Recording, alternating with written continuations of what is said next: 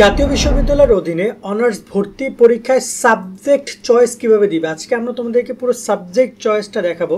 কারণ মূল ভর্তির এইখানেই আকর্ষণ। যদি তুমি সাবজেক্ট চয়েস প্রপারলি দিতে পারো তাহলে তুমি ইনশাল্লাহ ভালো কলেজ ভালো সাবজেক্ট তুমি পাইতে পারো।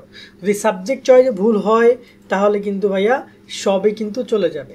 তো চলো আমরা তোমাদেরকে দেখাই সাবজেক্ট চয়েস তোমরা কীভাবে দিতে পারবে। অনলাইনে পুরোপুরি প্রসেসটা দেখাচ্ছি, তাই সম্পূর্ণ ভিডিও দেখো। যারা আমাদের ইউটিউবে আছো ফেসবুকে আছো সাবস্ক্রাইব ফলো করে রাখো ভাইয়া। ইনশাল্লাহ নিয়মিত সব তথ্য দেওয়ার চেষ্টা করবো যদি বেঁচে থাকি। কেন বলছি জানো নিশ্চয়ই।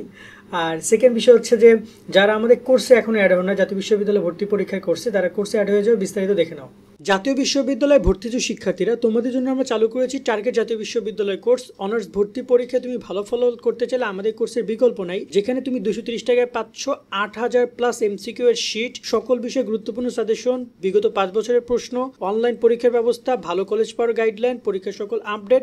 এই এক কোর্সে তুমি সবকিছু পেয়ে যাবে, আলাদা কোনো বই কোনো কিছু কিনতে হবে না।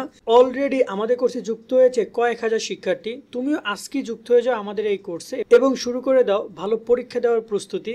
কোর্সে যুক্ত হতে এই নাম্বারে বিকাশ বা নগদ থেকে 230 টাকা সেন্ড মানি করে আমাদেরকে হোয়াটসঅ্যাপে মেসেজ করে আমরা কোর্স লিঙ্ক তোমাকে দিয়ে দিচ্ছি। বিস্তারিত কমেন্ট এবং ডিসক্রিপশনে দিয়ে দেওয়া হলো। আশা করি তুমি বিস্তারিত দেখেছো। চাইলে আমাদের কোর্সে এনরোল করতে পারো। যুক্তর সাথে সাথে সকল বিষয়ে পিডিএফ শিট দিব, আর কোনো কিছু পড়তে হবে না তোমাকে। এছাড়া পরীক্ষা পর্যন্ত সকল গাইডলাইন ইনফরমেশন সব কিছু পাবা। যদি ইনশাল্লাহ বেঁচে থাকি সব কিছু তোমাদেরকে দিব এবং ভালো একটা ভর্তির প্রসেস তোমাদেরকে আমরা দেওয়ার সর্বোচ্চটুকু দিয়ে চেষ্টা করব।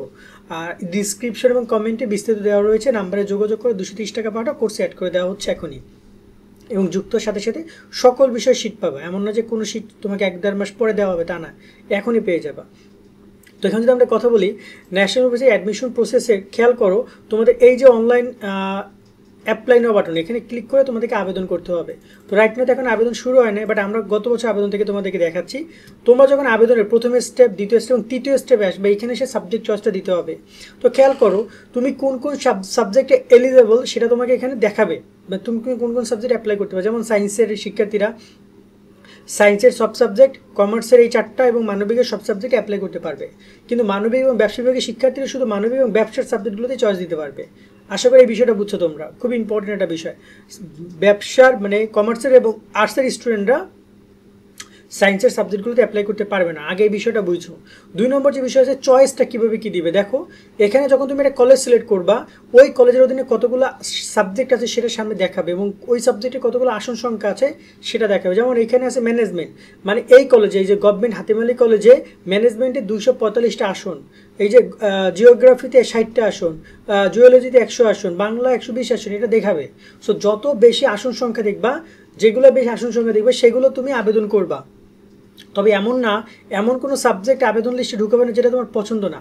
এই ইমেজটা খেয়াল করো, এখানে দেওয়া আছে, এই দেখতে পাচ্ছ এখানে কেমিস্ট্রিতে 40, এটা কোথায়, একটু হচ্ছে সিদ্ধেশ্বরী গভর্নমেন্ট কলেজে।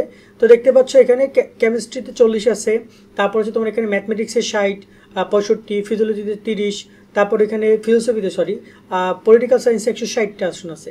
আবার এখানে কিন্তু আমি কিছু সাবজেক্ট সিলেক্ট করেছি। এটা আসলে কি বুঝাইছে আমি একটু বুঝাই বলি।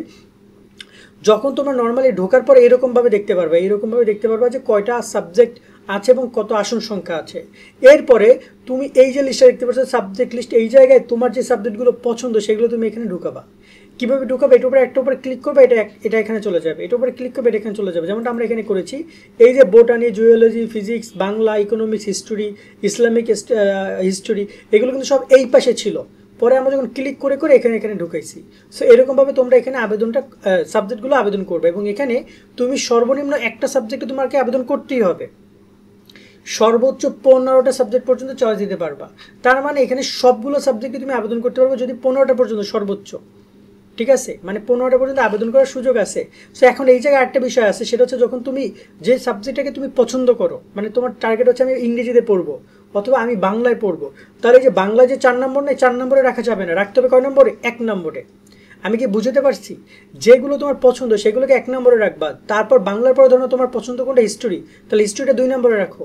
এখন দেখো বাংলায় পছন্দ, হিস্ট্রি পছন্দ, বাট কোনো কারণে এই দুইটার কোনোটাই তোমার আসলো না, তাহলে তুমি 3 নম্বরে কোনটা পছন্দ? 3 নম্বর ইকোনমিক্স পছন্দ, তো 3 নম্বর ইকোনমিক্স রাখো। এইরকমভাবে তোমাকে সাবজেক্টের প্রায়োরিটি লিস্টটা তৈরি করতে হবে, অগ্রাধিকার ভিত্তিতে সাবজেক্টগুলো কিন্তু তোমাকে দেওয়া হবে। তো অবশ্যই আবেদন করার সময় এই বিষয়টা খেয়াল রাখবা, তুমি এখান থেকে এখানে আনবা এবং এটা হচ্ছে তোমার ফাইনাল লিস্ট।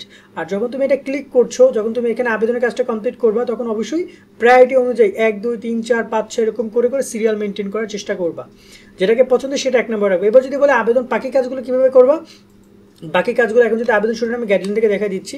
এই যে দেখতে পাচ্ছ গাইডলাইন, তোমরা এখানে খেয়াল করে দেখতে পাচ্ছ এই যে এখান থেকে তালিকাগুলো আমরা এখানে নিয়ে এসেছি, সিম্পল কথা। তো এবার আমরা আবেদন করবো এবং যখন আমরা লাস্ট যখন আবেদন করবো তখন কিন্তু আমাদের এই আবেদন এইখানে যেটা আমরা লিস্টটা বানাইছি না, এই সাবজেক্ট লিস্টের জায়গায় আমাদের সেই জিনিসটা দেখাবে।